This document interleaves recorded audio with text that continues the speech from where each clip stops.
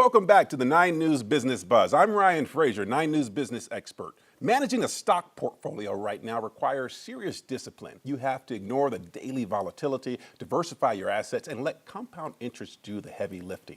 It's a lesson many adults struggle with, but at least one 5th grader and another 6th grader from Parker have figured it out. Neela Van Getty and Ivy Jakubowski from Pine Lane Elementary just took home top honors at the state and national levels in the SIFMA Foundation's InvestWrite competition. I have to also make sure I introduce the teacher, Stephanie Kawamura. I got that right, I hope, Stephanie. Yep. Welcome to you all to the show. Thank you. Thanks for joining me. Thank you. Neela, I want to start with you first. What an honor. Congratulations on taking 4th nationally, 1st here in Colorado for the middle school division. Let's see, now for a lot of kids your age, finance isn't exactly the most exciting topic. What sparked your interest in learning more about money, and tell us about what your winning project accomplished? Well, it's really hard to get interested in something like this because, finance, it's not exactly something you'd want to spend your free time doing. But I felt like the more I looked into it, the kind of deeper understanding you have of it, the more interesting it becomes. Yeah, and now, is this in hopes of one day maybe getting into finance as well? I'm not sure. I think at some point in my life, I'll have to use finance in some way, whether like saving up for a car or a house or something like that. I don't know if it would be something that I would use like my career, but it's definitely something I'll use for the future. Well, hopefully you'll use the stock market like many of us do. I wish I would have started in the 6th grade or 5th grade or even earlier. So credit to you for starting so earlier. I want to come to you, Ivy. When you took top honors for the elementary division here in Colorado, the stock market can be incredibly confusing, even for seasoned adults, right?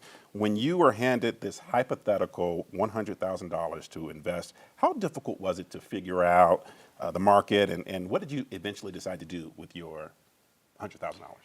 Well, at first it was kind of difficult to figure out what to do, but then me and my stock market team, we decided to stick with stocks that were reliable so we can guarantee on that gaining us money.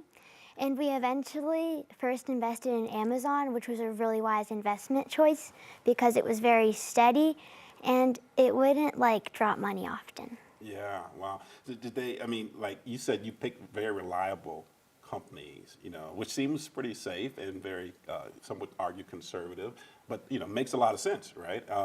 Did they talk about dollar cost averaging at all in this whole concept? Did you guys learn about that?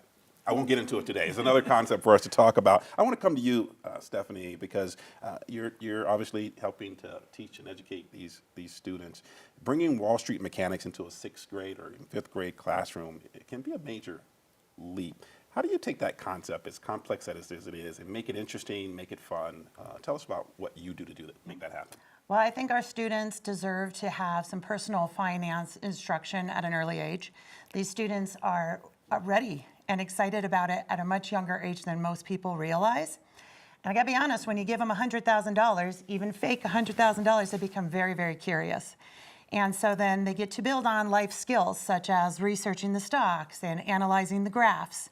They're communicating with one another and they're collaborating, and then they have to come to a consensus as a team before they can buy or sell their stocks. And then to end it, we use the InvestWrite, which allows them to take their knowledge of what they gained during the stock market game and put it into more technical writing, which is a very tricky skill.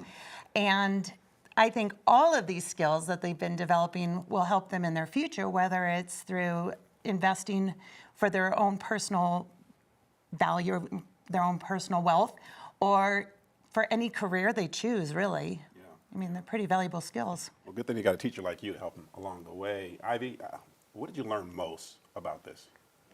Well, I mainly learned about how even though money can be something you want to take care of, it's also a chance for you to have fun and learn about companies and kind of discover real world events that are happening that can affect the company and can also affect what stocks you decide to purchase. Neela, one last word to you. What advice, real quickly, would you give for adults and young people alike?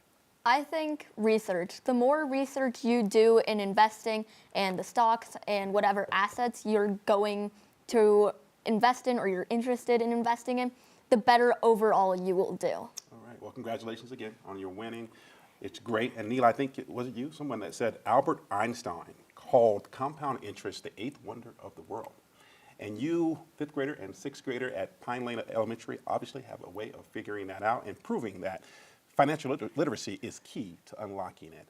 A big congratulations to Neela Ivy and Miss Stephanie for representing Colorado on the national stage. For the 9 News Business Buzz, I'm Ryan Fraser. Have a great week.